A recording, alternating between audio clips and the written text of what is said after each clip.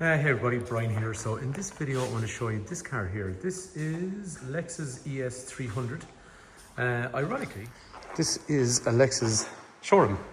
So we would have been a Lexus Toyota dealer up until the year 2012. At that point we went into something called multi-franchise, where if you're a Toyota dealer, you're generally selling Toyota and maybe Lexus, and you can't sell any other brands outside of that. Whereas in other brands, like the ones we do sell, Hyundai, Mercedes, all those, you can be a multi-franchise dealer and sell lots of other ones. So the only reason that we had no longer sold Toyotas and Lexus is for that reason, that we wanted to branch out into multi-franchise.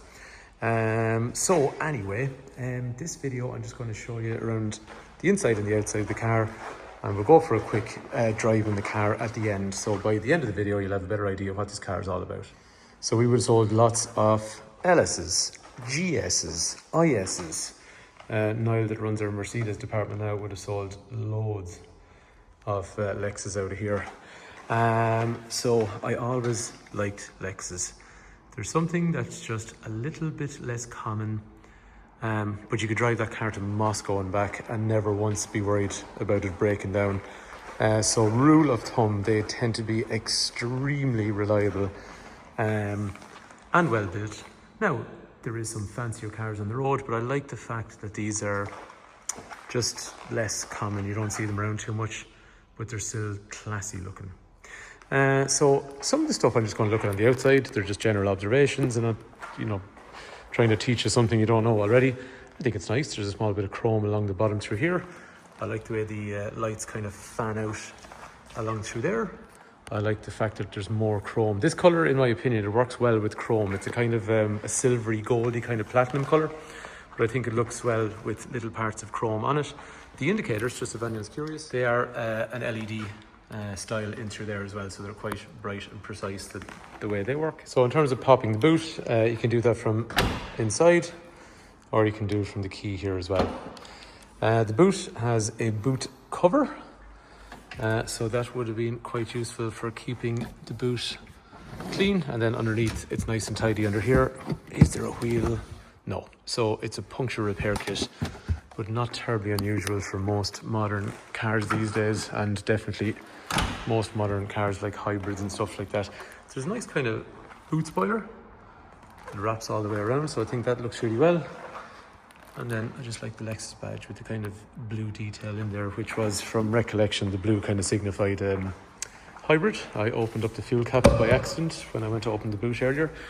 There's a nice little hybrid badge in through here. The wheels are a diamond cut wheel. So in terms of size, they're a 17-inch wheel. So you see a lot of cars these days, like let's say BMW, Mercedes, all that kind of stuff, and they'll have big 20s and all those kind of wheels. And they are super cool looking. One thing I would say though about a 17-inch wheel, it's going to ride more comfortable on the road, and it's definitely going to be more fuel efficient as well. Small little details that are quite nice. Nice chrome around the windows, and it goes like top and bottom. There's nice chrome along the door caps here. They're like a piano black kind of finish. And then around to the front, see the way the daytime running light, parking light kind of wraps all the way around into the headlamp. Headlight washers, I think I just love them. That's old school kind of classy stuff. Washes the headlight, and then after that more kind of chrome down through here, and then the grille on the front is fairly remarkable, so it's difficult to ignore when it's driving behind you or driving in front of you, so it's pretty intimidating. And again with a kind of chrome sort of finish all the way around, and again just a big Lexus badge. So the engine on this then is 2.5. It is a 4-cylinder engine. It's got like an ECVT gearbox. So if you want, you can have some fake gear changes. We'll see that when we go to drive it.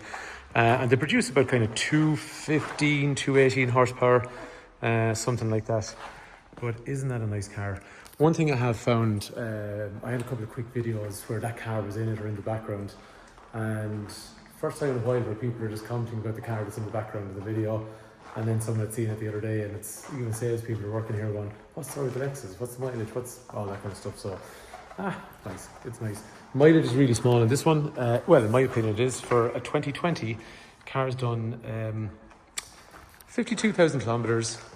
It does have an NCT 926 and then road tax 426. Road tax for the year on one of them in Ireland is €180. It does have a full dealer service history. Just for getting in and out of the car, you have this here for locking, or you can press it again for unlocking. Oops, you can put your hand in even for unlocking. So you press the button to lock, but you put your hand in to unlock. Service history is good on the car, so serviced at 6,000, 19,000, 34,000, 47,000. We'll do a service on it before it goes anywhere as well. In terms of the seating over here, so there is controls for lumbar support and electric controls for all other aspects of how you move the seat. That is a nice kind of two-tone finish with a brushed aluminium, nice kind of tan beige leather. Again, well, it's more of a matte black finish along through there. Little entry guards that say LEXUS. Rear windows are tinted, as you'd expect. Quite a lot of leg space looking there, so what I would find is, I think the aperture is actually not that big. So in some cars it would be bigger, so I would have thought that would have been bigger, but what I do see is this area here seems like there's more space around there compared to some other cars. And leg space is really good. I'm going to pull it outside and I'll sit in the back and give you a better idea. And I'm such a big fan of sunroofs in cars. Yes, a bit old school, but I really, really like sunroofs in cars. Anyway, let's get her out and go for a drive. And I'll just sit in and out to show you kind of space and all that stuff outside. So moving the seat, I'm just going to move this backwards. And then I can use this to lumbar support, and I can use this to go backwards and forwards. And the steering wheel then in, out, up, down using that shifter. So if you haven't driven an automatic car before, stop and go. Shifter here, pull it back into R for reverse, which gives you a camera and some sensors. Neutral, drive, or if I want to have like a sequential, it's like a fake gear, we'll see in a minute. Let's just think about some of the controls here for a sec. So this opens with some storage, it needs to flatten down, and a 12-volt outlet, or it goes from the other side. So that's kind of cool.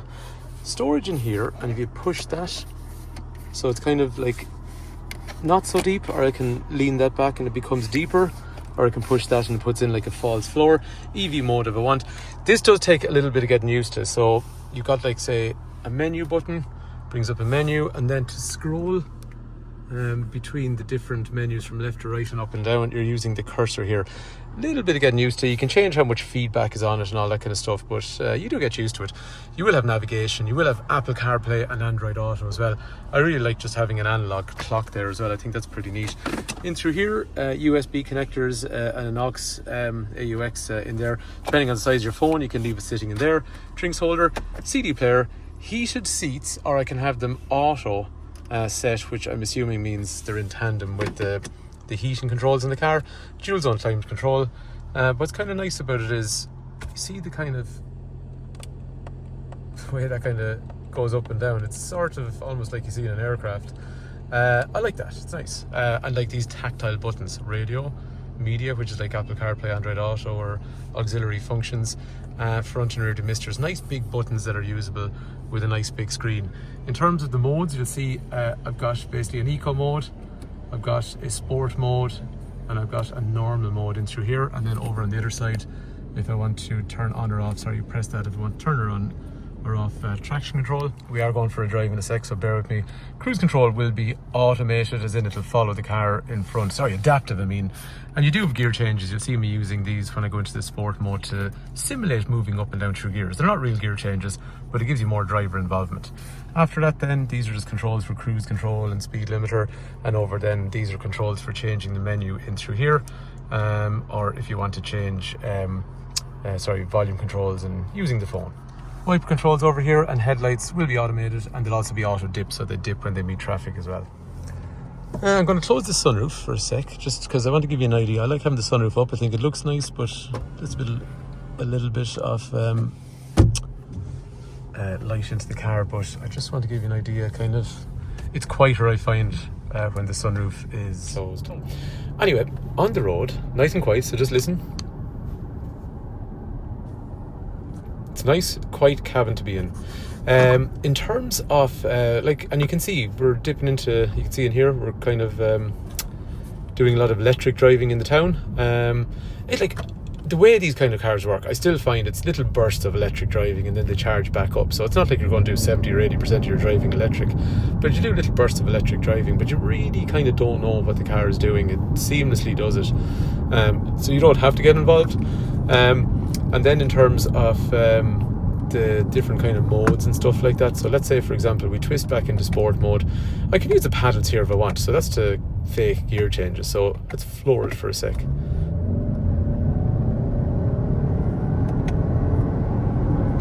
To get the gears a bit more responsive, move this across and then you're now into a more of a manual mode. I do find the paddles more responsive for going down the gears rather than up the gears per se, but for a lot of people buying this car, they're not going to be doing this type of driving. They're going to cruise, be nice and easy and all that kind of stuff. So I'm just trying to show you there is kind of driver involvement, although I totally understand most people that buy this car just want to go nice and easy up the road, down the road. Fuel economy is going to be a factor. It's just a bloody nice car to drive, so it is. But I'm stupid and I like how cars perform. I just get fun out of that kind of stuff, driving a car up through the rev range like that. But it's such a nice cruiser. The weekend that it came in, I did a little bit of driving in it, and I just hadn't driven a saloon car in so long. I thought it was lovely just to be kind of low to the ground, no kind of body roll, just a nice responsive kind of quality feeling cabin as well. It's just nicely put together, and I quite like a car like this that's not everywhere. You don't see them all over the place on the road. It's something that just appeals to me, and it makes me confident driving a car like this. The history on these cars when it comes to Toyota Lexus, like, problems are, I'm assuming it's like it always was in them. They're just few and far between. They're an extremely robust vehicle. Okay, let's just have a quick look in the back seats. So, oops, center locking. If you're sitting in the back, like I was saying to you, this here, it looks like there's a lot of, I don't know, an open area to get in there. That's sitting behind a 6-foot person. And a 6-foot person and sitting behind a 6-foot person, unsurprisingly, there's a lot of space. I don't know, what am I looking at here? I think it's just because like there's a big LED light there in the center or whatever while the door's open. It's nice. It's nice. That seat's quite far away from you, so it feels like there's a lot of space in front of you. Down here, ventilation, USB, and 12 volt as well. That's kind of cool. So you can let that up, or you can open it up. It's like put your phone or whatever, and then opens up for drinks holders. So it's pretty nice. This would be a very nice car to travel in. And then the same thing, you have all that kind of 30 feet. Nice brushed aluminium, leather, different colours of leather, more matte black down through there, but just like all nice materials. So let's put it back in the showroom. I've had a few Lexus over the years. Normally the ones we get in are nice, as in, I'm not saying we're great, it just happens to work that way. So like I'd only get maybe 1 or 2 in a year.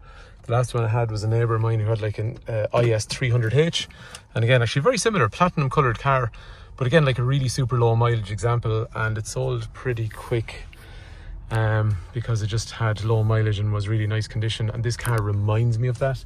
So it's like nice mileage, nice history, nice condition throughout. At the time of the video it still needs to be serviced and checked over, and just I think there's a little dent in one of the doors that I need to get taken out, but all that stuff will get taken care of.